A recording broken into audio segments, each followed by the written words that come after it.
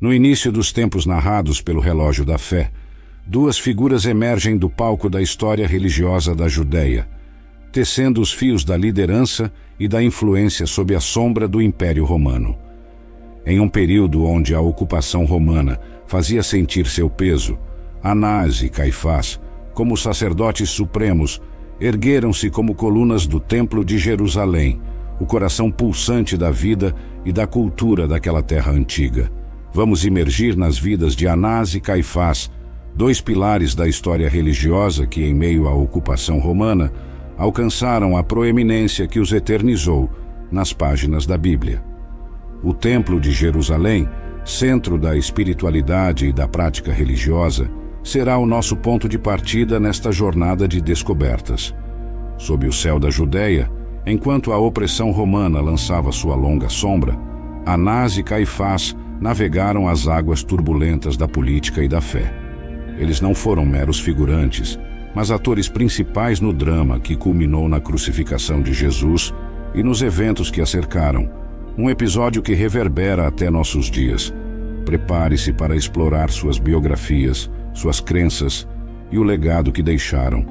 Prepare sua mente e coração para a história de Anás e Caifás, dois homens cujos destinos estavam interligados com eventos que transformaram o curso da história. Em nossa narrativa, descobriremos não só quem eles eram, mas como e por que suas vidas terminaram como terminaram. E antes que avancemos, lembre-se de se inscrever e ativar as notificações para que a sabedoria antiga sempre encontre o caminho até você. A Judéia, nesta era, era um mosaico de tensões e aspirações. A gestão do Templo de Jerusalém, sob o olhar atento de Roma, colocava Anás e Caifás em uma posição delicada, equilibrando a fidelidade ao seu povo e a necessidade de apaziguar seus conquistadores. A cada ano, milhares de peregrinos vinham oferecer sacrifícios, tornando o templo um tabuleiro de poder e política.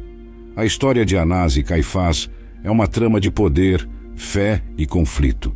Membros da elite dos saduceus, suas ações e decisões foram cruciais em um período onde cada palavra e gesto poderiam inflamar rebeliões ou pacificar almas inquietas. É no templo, palco de suas influências, que a narrativa da Páscoa cristã se entrelaça com a história desses homens. Enquanto tecemos esta tapeçaria de eventos passados, não podemos esquecer que a complexidade da relação entre os judeus e os romanos era tão entrelaçada quanto os cordões dos sacerdotes. A tensão era palpável e o risco de revolta, uma chama sempre pronta a se acender. Este é o pano de fundo necessário para compreender as motivações de Anás e Caifás. Em um jogo de xadrez onde o templo era a rainha e Roma o oponente, suas jogadas foram calculadas com precisão, uma dança de poder que encontrou seu ápice na prisão e julgamento de Jesus. Com as Escrituras em mãos, João 11, versículos 49 e 50 e 18, versículos 12 a 14, avançaremos na história, explorando a profundidade e o impacto de suas escolhas e seu papel na fé que hoje conhecemos. Anás, o patriarca, não foi apenas nomeado uma vez como era o costume, mas voltou a ser o sumo sacerdote, desafiando a norma e reforçando sua influência duradoura. Seu legado, e de Caifás, está entrelaçado com a história de um governador sírio chamado Quirino e com a tessitura do judaísmo e do cristianismo primitivo. Sua saga continua a nos ensinar sobre a natureza do poder e da fé. A história desses dois líderes religiosos, contada com a devida reverência e introspecção, reflete as camadas de uma época marcada por reviravoltas. Através desta narração, queremos acender em você o fogo da curiosidade e da reflexão, seguindo os passos desses homens cujas vidas foram imortalizadas no tempo e na palavra, que ainda hoje ressoa em muitos corações e mentes. A narrativa que desenrola do tecido da fé, entrelaçada com a autoridade e o poder, revela a figura de Anás como uma linhagem de líderes religiosos, com mãos que tanto abençoavam quanto governavam. Sob sua supervisão, o Templo de Jerusalém pulsava com a vida dos rituais sagrados, a circulação de moedas e o eco das orações. Anás, um nome que respirava não só espiritualidade, mas também uma astúcia política que o colocou no cerne da sociedade de sua época. Anás, mantendo o poder em suas mãos experientes, supervisionou mais do que a fé. Ele orquestrou a economia sagrada do templo, uma instituição que fluía com a troca de moedas e o sacrifício de ofertas. Mas em Lucas 19, versículo 45, vemos uma cena onde a sacralidade se choca com o profano. Jesus, num ato de zelo puro, purifica o templo, acusando-os de transformá-lo em um antro de ladrões. O templo, sob Anás, não era apenas um lugar de adoração, mas também um mercado onde a religião e o comércio se encontravam, muitas vezes para o desgosto dos fiéis. O Talmud revela que a casa de Anás era sinônimo de riqueza e de práticas questionáveis, levantando críticas que ressoam até hoje nas leituras sagradas. A influência de Anás se estendia além dos limites sagrados, alcançando as esferas do poder e da autoridade, marcadas pela corrupção e pela ganância que maculavam o sagrado. Estas ações, possivelmente, contribuíram para as perseguições que mais tarde definiriam os momentos tumultuados da história judaica e cristã. Caifás, por sua vez, através do matrimônio, tecia mais firmemente a tapeçaria de sua influência, alinhando-se com uma dinastia sacerdotal que dominava tanto o templo quanto as intrigas da Judéia. Sua chegada ao sumo sacerdócio coincidiu com um período crítico, onde a tensão entre a preservação da fé e as pressões políticas estavam no auge. A aliança de Caifás e Anás, entrelaçadas pelo casamento e pela ambição, criou uma fortaleza de poder que desafiava os tempos. Mesmo fora do sacerdócio, Anás continuava a ser uma força poderosa, uma sombra influente na vida de Caifás e na política judaica. As palavras de Caifás no concílio, conforme registradas em João 11, versículos 49 e 50, ilustram a profundidade de seu papel na história bíblica. Suas palavras não foram apenas proféticas, mas pragmáticas, um reflexo da complexa dança entre a liderança religiosa e a sobrevivência de uma nação sob o jugo romano.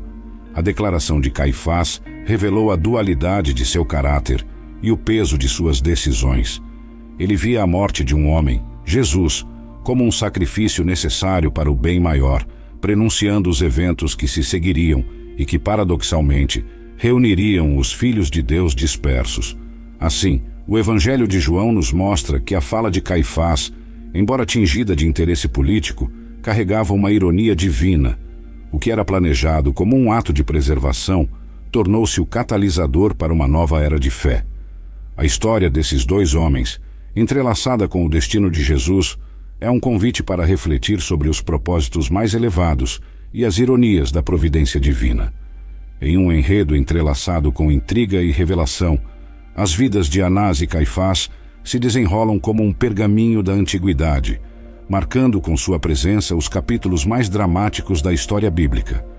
Em um tempo de tensão palpável entre a tradição e a transformação, as ações de Jesus de Nazaré colocaram-no em rota de colisão com as estruturas estabelecidas de poder e piedade que Anás e Caifás personificavam.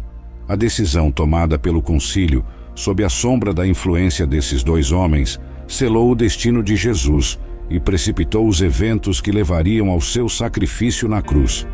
Os ensinamentos de Jesus, preconizando uma reforma religiosa, eram antitéticos ao status quo mantido por Anás e Caifás, levantando questões que ainda hoje nos desafiam a ponderar sobre os conflitos entre fé e poder.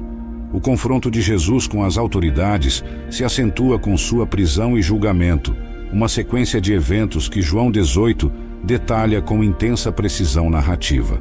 Anás, embora não mais sumo sacerdote, e Caifás, no auge de sua autoridade, orquestram interrogatórios buscando acusações que pudessem justificar a punição máxima por blasfêmia e sedição. Diante dos inquisidores, Jesus mantém um silêncio que fala mais alto que as acusações, uma postura que culmina na decisão de levá-lo a Pilatos, um momento que o Evangelho retrata como um ponto de inflexão, onde a justiça humana e a divina se encontram e se confrontam.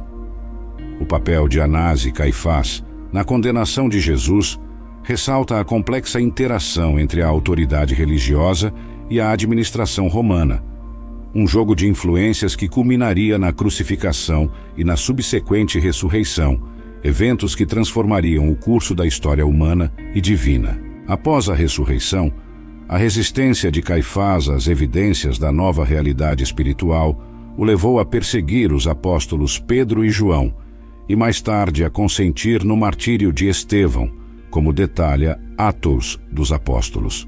A perseguição aos cristãos por ele autorizada, incluindo a missão de Saulo a Damasco, revela o medo e a negação diante do crescimento do cristianismo. No entanto, a história não perdoa, e em um revirar de destinos, o próprio Caifás é deposto pelo poder romano que uma vez lhe concedeu autoridade. Pilatos, seu contemporâneo, também enfrenta o ostracismo, demonstrando a efemeridade do poder terreno.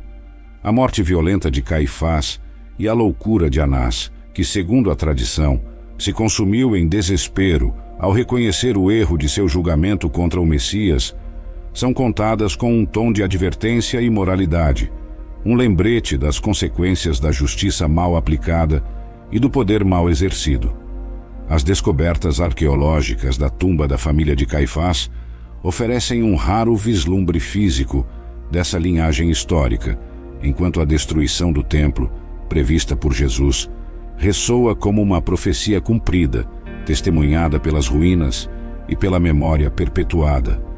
E no crepúsculo dessa era, Matias assume o sumo sacerdócio, uma última tentativa de manter uma tradição que logo se extinguiria com a queda de Jerusalém. A queima dos registros saduceus é um epílogo simbólico para o fim de uma era e o início de outra. Ao final deste vídeo, refletimos sobre o legado complexo de Anás e Caifás. As suas vidas, entrelaçadas com a narrativa da paixão de Cristo, nos desafiam a buscar lições no passado, enquanto ponderamos sobre suas escolhas e suas consequências. Que este relato possa enriquecer sua jornada de fé e conhecimento, e que as perguntas que deixamos ecoem em busca de sabedoria e compreensão.